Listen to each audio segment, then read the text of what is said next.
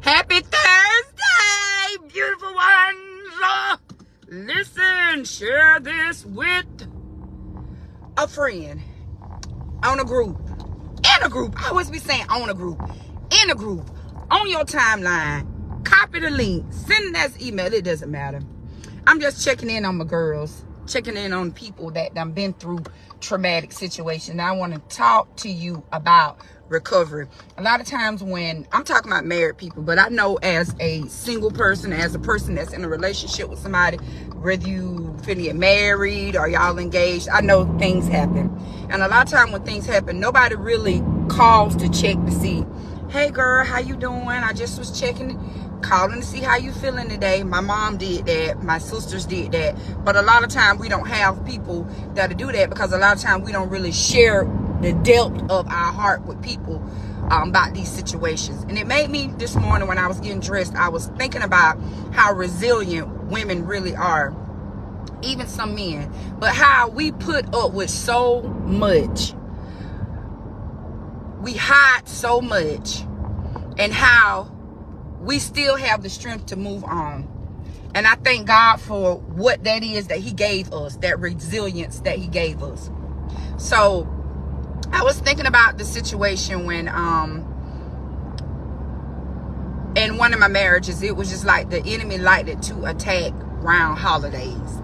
It was the holiday demon. And I know all about demonic cycles, so I would, try to pray against the demonic cycles that took place around the holidays. I don't know why the enemy but that was the demonic cycle that was attached to that relationship. So good morning, beautiful. So the person had made an agreement that he would not leave. He wouldn't leave. We had fought, we fussed, we cried, we talked it out, went to sleep with the notion that you were not going to leave. When I woke up, the person was gone. This is after I had the nervous breakdown. Now, I had the nervous breakdown the year prior to that. But this was after the nervous breakdown. And I told myself that I would never allow myself to my emotions to get that high to where I need to go to the crazy house. We're not doing that no more. We just ain't doing it. So I woke up and the person was gone. And I just said to myself, it is well with my soul. It's well with my sanctified soul. Because I done put up a good fight. But y'all win. You can have it. So I went on recovery self-care mode. I said, I'm a beast with doing paperwork, baby. Listen. I said, I'm just going to file for divorce. I'm just going to file for divorce. I'm going to do my own paperwork. I ain't paying no lawyer. And I'm going to be done with it because I lost. First of all, your mama told you, don't be going on nobody else trash pile messing with people's teddy bears. The lady told you don't mess with the teddy bear. But you think you above the cut and you goes over there messing with somebody else teddy bear. So I just was telling myself, this is what you get. Get your lick. Eat your cake and just keep it pushing. It was well with my soul. Filled out my paperwork. And then I went on. When I say self-care, I mean I'm blocking. I'm not receiving calls. I'm protecting my peace at all costs. I'm doing all of this to protect my heart. And the stronger I got, it seemed like the more agitated the spirit in the other person became, because you started wanting to be my friend and talk and stuff. And I was just in confusion because I'm like, you left. Like, for why? You left me. You left me. And it's well with my soul. Why you still trying to bother me if it's well with my soul? Because it wasn't that the person loved me. It wasn't that the person wanted me. It wasn't even that the person liked me. It was the fact that they no longer had the control over me. That's the narcissistic part of the person. And as weak as my flesh was, I gave in. But I did good for a strong 21 days of recovering.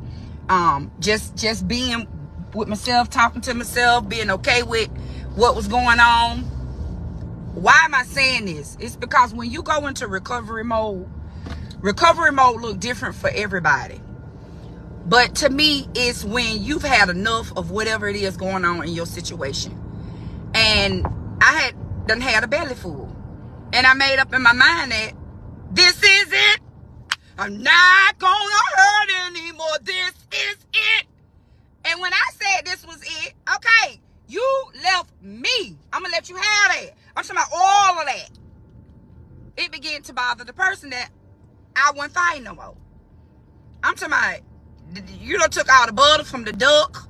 You done took the gravy from the duck. I just didn't have it in me anymore to fight. Y'all win. You just have it. I'm done. I'm tired now. I'm tired. That's just how I was feeling.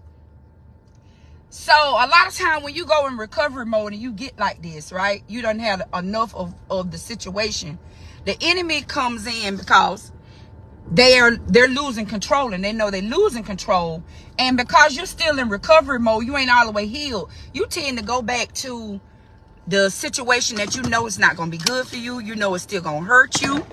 You know that you still going to be crying. You know that there's no resolve to it. But you still will go back because of the tug on your heart.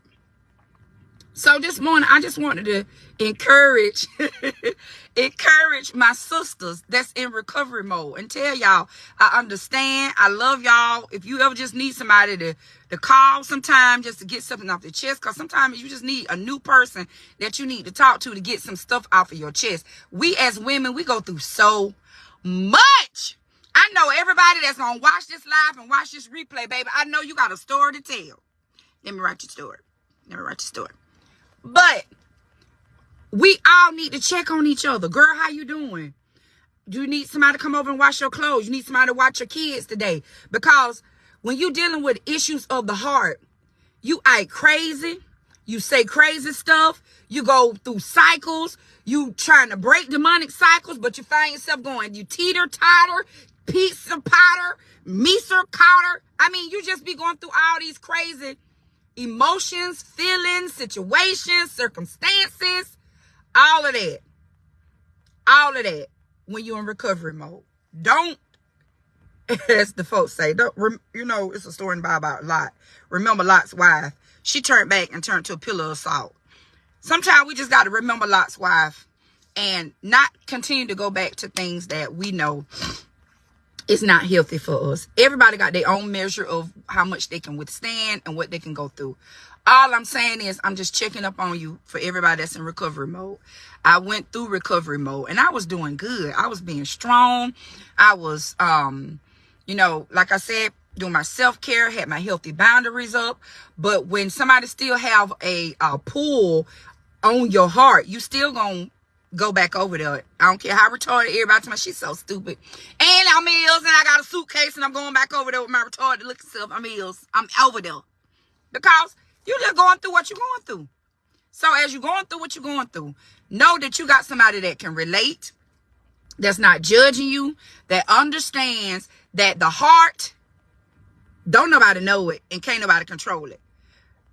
But at some point during your recovery, if you need help putting your big girl drawers on, because my mama helped me. When I tell you, my mama's a seamstress. So in this last battle, baby, if she didn't go buy some pop pins, if she didn't take out her sewing machine and sew my big girl panties on to make sure that I recovered, as a pastor, apostle, Keisha Russian would tell me, daughter, if you gonna heal, you got to heal right. So I took hold to that.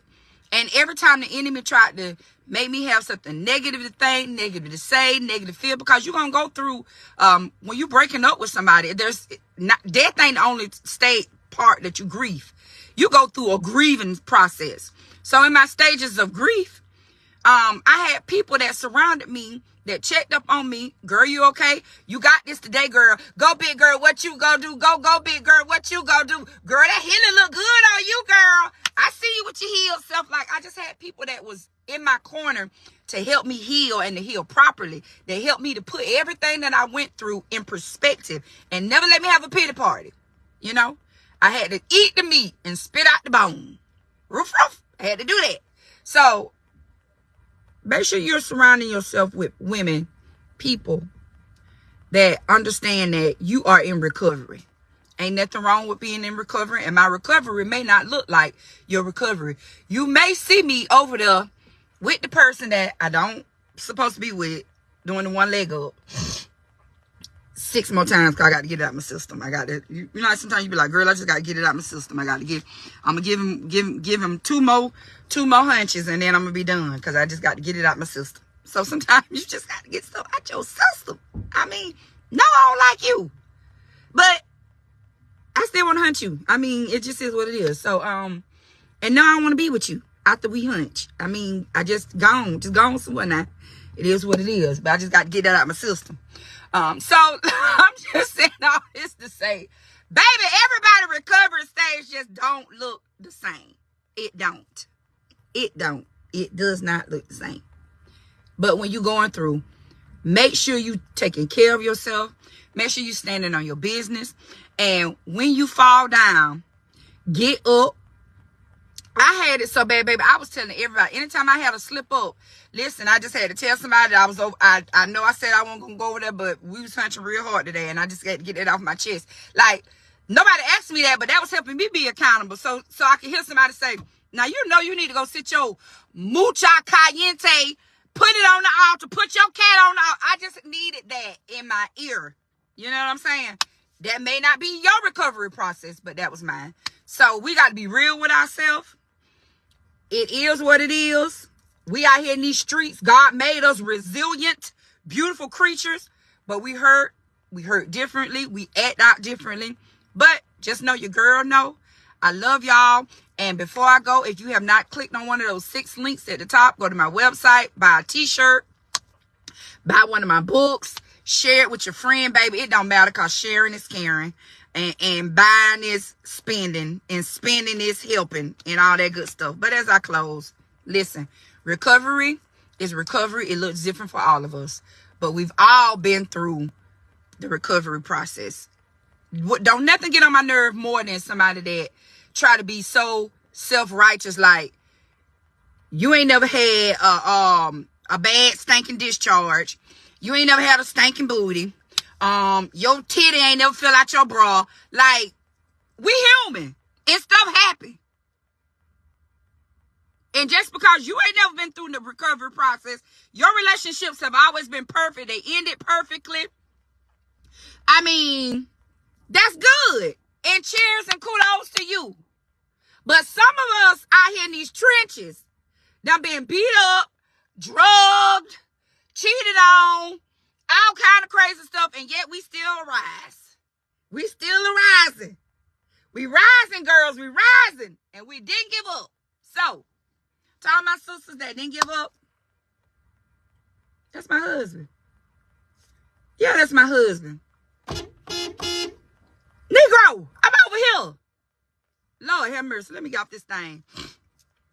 Y'all have a good day. And remember your girls that's in recovery. Check on your girls that's in recovery. See how they doing. Girl, what's up? I just called and check on you. Blase, blase, blase, blase. We got this. Team girl. Girl power.